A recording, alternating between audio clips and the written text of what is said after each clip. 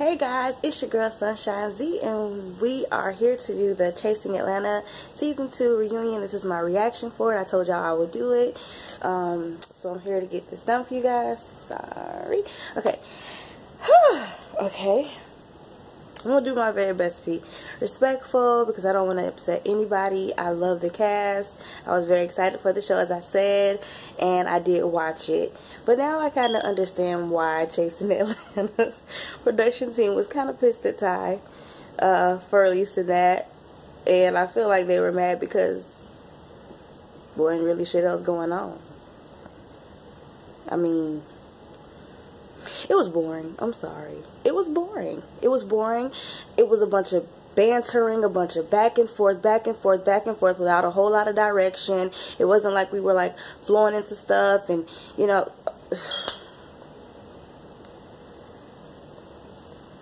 I'm sorry. I didn't like it that much. I was happy because I got to see the cast member because, as you guys know, I love the cast. Y'all know I have like the biggest crush on Montel, and I think that Eric is just sexy, sexy, sexy all day long.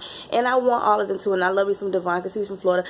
I want to see them all win, but I really don't feel like it was their fault that the reunion show went the way it did. I feel like it was production's fault that the reunion went the way it did, because production is in charge of making things flow and making things connect and, you know, plugging this in and plugging that in. That's their job. They're the ones supposed to give T.S. Madison, you know, what's supposed to. Now, she did ask some pretty good questions or whatever, but there really wasn't a whole lot of sense of direction. She was not able to really keep them, you know, under wraps. Like, you know how on like Love and Hip Hop, when Nina Simone, I believe that's her name, when she's hosting, sometimes she have to check them and get them back together and it works. T.S. Madison was not able to do that, and I don't feel like it was her fault either. I'm pretty much looking back at production because they're the ones supposed to set all this shit up, and all that shit was just a whole bunch of stuff. Some of the things that I had to write down because I lost focus a couple times. Jaylon and Montel's whole little thing was about Montel's boyfriend. Jaylon calls himself offering Montel's boyfriend a job. Montel took it as, you're trying to get a little closer to my man, which was a little suspect because he does not know, well, he did not know Jaylon like that, and I can understand that because, bitch, why the fuck you trying to get close to my nigga like that for? So I kind of understood that part, but that's pretty much really why they were really into it, which was, you know, how we got that scene of Jaylon's getting his wig snatched or whatever. Jaylon feels like he gets ganged up on by Montel and Sky and all of them. Sky was not there. Gardini was late. Akeem came in late, and they didn't even announce him when he did show up. It's like he just kind of sat on this little black couch right there, and they, you know, just he kind of started putting himself in, but he didn't get a hold of the introduction like the rest of them. The fashions were okay. Jaylon's dress was not appropriate for what they were doing. He did not need that long ass fucking dress all over the goddamn floor.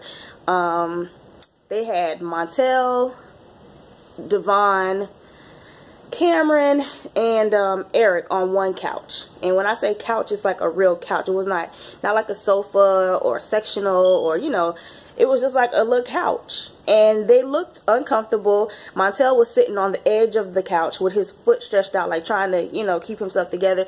And honestly, it was just a thing of, I've been there. I'm a big girl, and there's been times when I accidentally, or I was in denial and did not get the right size for what I should have gotten for my body thing. I want to still give me a large, and I should have been getting like a 1X or something like that. I think that might have been what it was with Montel's outfit, because the outfit was actually very cute, but it should have just been a little bit longer, and I think he would have been a little bit more comfortable. He might not have been, though, seeing that the couch was so small, but he needed to go up one size on that outfit of his because it was stopping. He had to keep tugging. Anytime you got to keep tugging, baby, it's a little too short. But other than that, he still looked great to me. I love Montel. He can't really do no wrong in my eyes. But what else happened? Devon calls Q a fake bitch. And that's pretty much what set the tone for what happened later on in the show. Hold on, let me get my little thing, y'all. I'm sorry, because I had to start taking notes. And the little thing about me, when I have to start taking notes, I'm kind of bored, because I usually can just watch something and go straight into it. But I had to take some little notes because I'm like, okay, I need to have something good to tell these people. Let's see. Yeah, okay, that's pretty much it. Gardini arrived late. When Gardini arrives, him and Jaylon get to going back and forth. He was pulling out a bunch of printed receipts and things of that nature. Jaylon's calling him every fat big bitch in the fucking book, and he's turning up, and you know, he's, oh my gosh, like every time Gardini's trying to talk, he's trying to talk over Gardini. He's getting louder and louder and just repeating things that Gardini's saying, trying to make people not listen to Gardini. And that to me says that Jaylon knew that whatever it was that Gardini was about to say was truth, and he really didn't want to out like that, so he tried to overtalk him to make people really not hear. But I thought it was just kind of crazy that you had a lot of energy and wanted to go back and forth with Gardini, and you're getting all hyped up and rumped up, but when it was Devon trying to get on your ass, you ain't really had much to say. It was, you know, you trying to be grown and you're a boss and all this shit here, boy. Gardini, yo, you just, he turned his ass up. I was like, oh, look at you. I guess somebody do know how to act up a little bit more than what they're saying or what they're portraying. Because with Devon last season, as you guys remember, he really wasn't trying to turn up like that. But I guess he knew that Gardini wasn't going to try to fight him or whatever. So he just, you know how that goes. Person that you know ain't going to fight you, you really going to turn up and show your ass or whatever. And I think that's kind of whack. But let me see what the fuck else I got on here. For real. Yeah, he tells Gardini he's the devil. You're the devil. You're the devil. Da, da, da, da, da, da. Okay, yeah. And the whole little fight thing that was causing all this situation, this whole issue, that shit didn't even happen to the fucking very end. Okay, it happened at the very, very end, and that was it. And I'm like, that's it. That's it. Like, we didn't get a thank you, a closing out. You know what we're doing moving forward from here, and all these things of that nature. We didn't really get that whole little thing that we normally get with most reality TV shows where we're all closing out and it's that's the end, thank you, goodbye, da da da da. It pretty much just ended because they were trying to fight and they ended up having to leave the venue. And I'm like, this is fucking ridiculous. On top of that, the audience was too goddamn loud and too enthralled. They were out there drinking too, so I feel like a lot of them wanted the camera to pan out there to their ass because they was making a whole bunch of goddamn noise. It was real bootleg ratchet throwback to me. I'm sorry, it just really was. I watched it. You know, I gave them the view. I still like the show. I'm looking forward to season 3 because I do know that a lot of this stuff they had to do on their own. And when you have to do a lot of stuff on your own, you got to start at the bottom. So I'm not shading them for that. Like, I understand. That's why I'm still going to stick around. But I really didn't like it. I felt like all that hoopla y'all caused during the last week or the weekend or whatever was just a waste of fucking time, because you making it seem like it's this big granddad show, this big amazing ass thing you about to fucking see, and it really wasn't all of that. It was just a bunch of fucking bickering. Like, they fucking bicker and banter back and forth for most of the fucking hour and a half. It was just everywhere, just arguing back and forth, back and forth. Like, what the fuck is we even doing here? Why we really? I wanted to focus on some other shit, because I feel like they have so much more. Like, when I watched the review, oh, and shout out to Ty and Mike, Ty Couture TV. Shout out to you guys. You guys sent me so much love. I really appreciate that. A lot of people came over and told me that they came over because of you guys' video. So I appreciate that. I love you guys. Keep doing what you guys are doing. Thank you. But like I was saying, they caused all this motherfucking production caused all this goddamn hoopla, and the show wasn't even all that. It's like, really? Really?